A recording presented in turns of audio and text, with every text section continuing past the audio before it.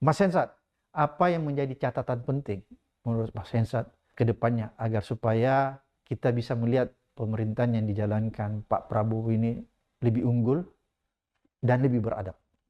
Kalau menurut saya akan ambil dari semua perkataan Pak Prabowo aja. Yang pertama, Pak Prabowo harus memperbaiki demokrasi supaya tidak mahal, tidak melelahkan, tidak berantakan. Ada nggak formatnya Mas Hensat? Oh, saya yakin Pak Prabowo Sudah mengerti punya? itu, sudah punya itu. Oke. Tapi kalau Bang Abraham tanya, saya akan jawab bahwa dia akan move on sebagai pemenang dan dia juga akan mempersilahkan yang kalah untuk move on. Jadi artinya dia akan bertindak sebagai presiden untuk seluruh rakyat Indonesia. Itu juga kata dia tuh. Kemudian, Kata-kata negarawanan itu ya. ya kata-kata Pak Prabowo. Nah, kemudian dia mengatakan dia ingin membuktikan bahwa dia adalah presiden yang baik. Maka kita berikan kesempatan kepada Pak Prabowo untuk membuktikan itu. Oke. Gitu. Nah, yang terakhir baru kata-kata saya. Saya ingin Pak Prabowo membuktikan bahwa dia adalah presiden ke-8, bukan presiden 7 extension, gitu ya. Jadi atau kalau zaman kita SMA dulu ada SMA filial, gitu kayak SMA saya itu 37 tuh 8 filial, 8 kelas jauh, gitu ya. Jadi artinya SMA 8, tapi tetap karena tidak cukup ruangannya dibuat kelas jauh sebelum jadi SMA tersendiri, gitu ya. Pak Prabowo mudah-mudahan jadi presiden yang ke-8.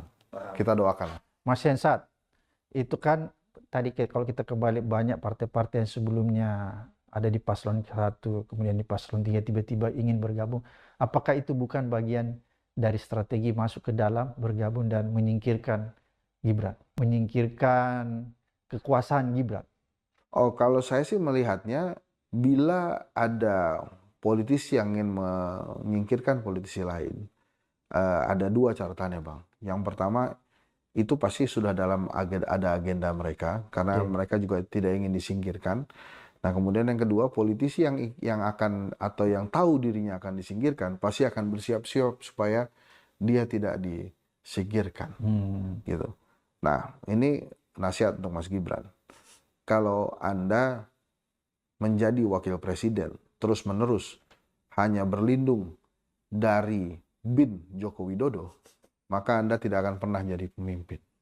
Sudah berada di wakil presiden, ya buktikan, walaupun saya pun meyakini bahwa proses Anda belum cukup, waktu Anda belum cukup, kemampuan juga belum cukup, tapi Anda sudah ada dalam posisi untuk bisa membuktikan.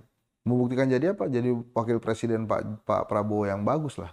Apakah Anda akan jadi seperti JK? Apakah Anda akan jadi seperti Muhammad Hatta? Atau seperti kayak Ma'ruf Amin? Yaitu silakan dipilih sendiri. Kalau menurut Mas Hensat, dia akan jadi seperti apa? Dia akan kebingungan. Karena dia punya beban itu. Dia harus membuktikan bahwa dirinya mampu. Bukan hanya berlindung dari bin Joko Widodo. Gitu ya.